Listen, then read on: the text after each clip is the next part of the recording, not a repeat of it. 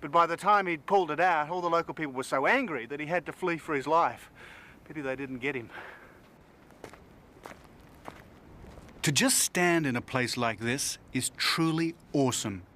These monuments stand as testimony to a black African civilization that predated Julius Caesar, Christianity, and Alexander the Great. But its inspiration came from much earlier, 4000 BC, from the very dawn of civilization itself. Its culture became its own, its carving, its hieroglyphics, its architectural style.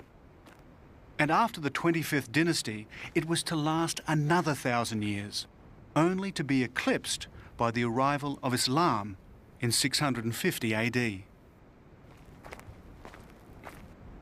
But as I gaze at these ruined walls, I see graffiti of a more recent age, the scratchings of adventurers and Europeans.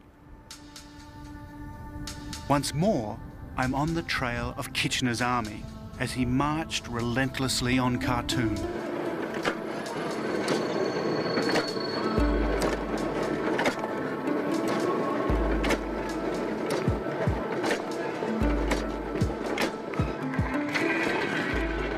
Almost a century ago, he built a military railway to supply his troops. This is part of that line.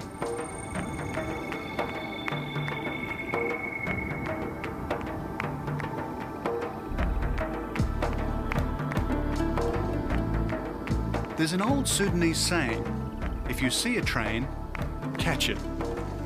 They also say that if you hail a passing train, it will stop for you. And while this isn't exactly a train, it'll do. But it's going a lot faster than it looks.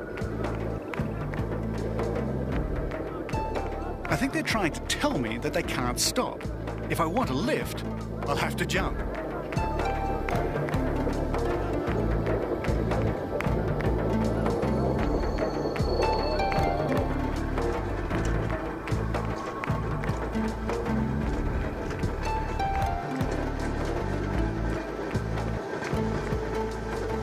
Great way to cruise into El Kadab. Here I'm told there's a real Nile steamer that can take me up to Khartoum. It's taken me nearly 3 weeks to get this far. It took Lord Kitchener 2 years, and it was from here that he prepared for the final showdown. Okay, thank you.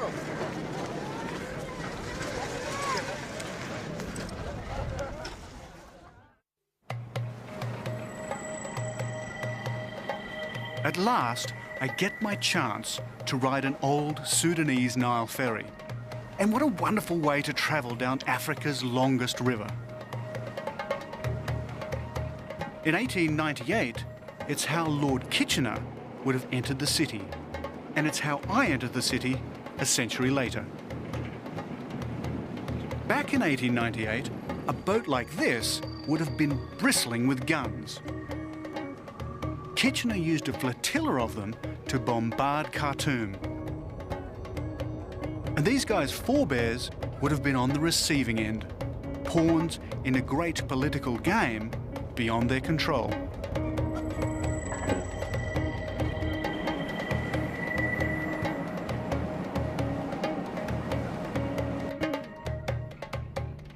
I've now completed nearly 1,000 miles of my Nile travels in the wake of Kitchener's army, and now I'm near journey's end.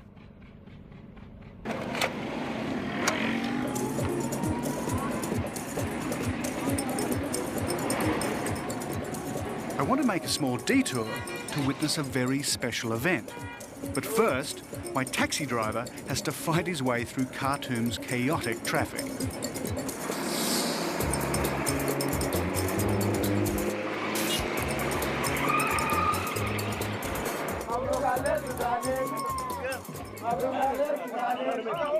It's grand final day for a wrestling contest. And as with all grand finals, the rival teams need their cheer squads.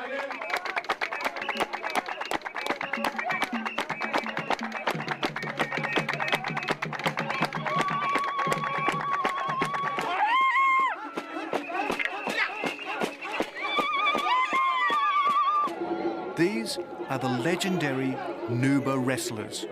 Not to be confused with Nubians, these proud fighters come from the Nuba Mountains south of Khartoum. And this is their traditional sport. The wrestlers cover themselves with ochre, and it's on.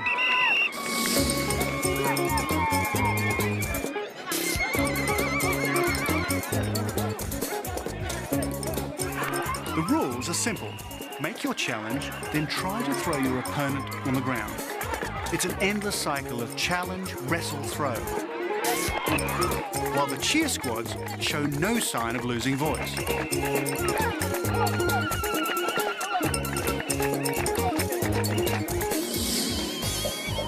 While the Sudan's strict Islamic code officially disapproves of wrestling, it was this fighting spirit which the Mahdi drew on when he tried to forge his North African Islamic empire.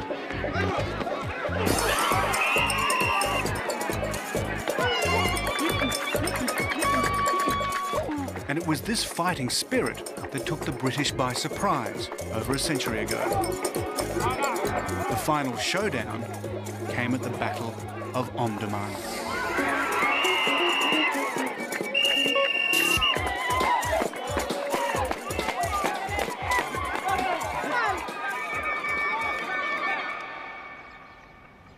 This is where the Dervish army dug in. And here they waited for the British and Egyptian troops to arrive. And when they did, it was a massacre. A medieval Dervish army against Kitchener's modern war machine. Can you imagine what it would have been like manning these defences for months and months on end while this enormous army advanced from the north? And then when it did arrive and Kitchener sailed his boat up the Nile and fired the first shot on the Mahdi's tomb, it was hardly Britain's finest hour.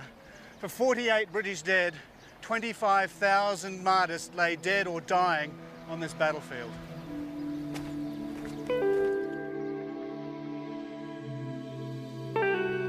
The Battle of Omdurman was a slaughter.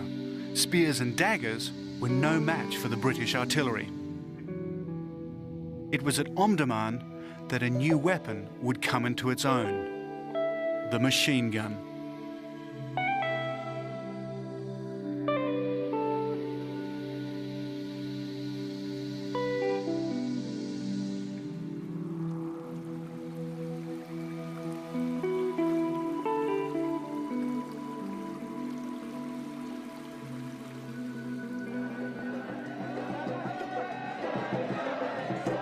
So today, perhaps it's not surprising that the Sudanese, like the Black Pharaohs before them, would wish to control their own destiny, just as the Islamic Messiah, the Mahdi, had tried to do over a century ago.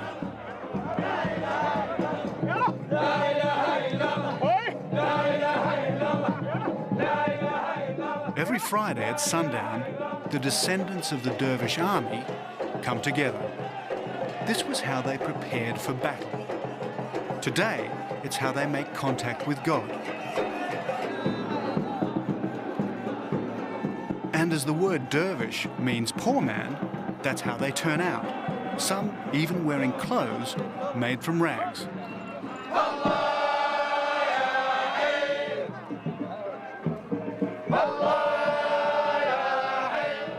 For them, this is a transport of the soul, taking them beyond their ordinary lives and giving them a glimpse of the life in the hereafter.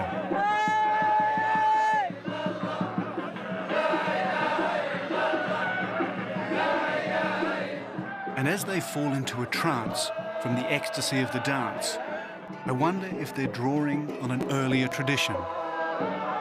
One day, they believe, another Messiah, another Mahdi, will be sent by God.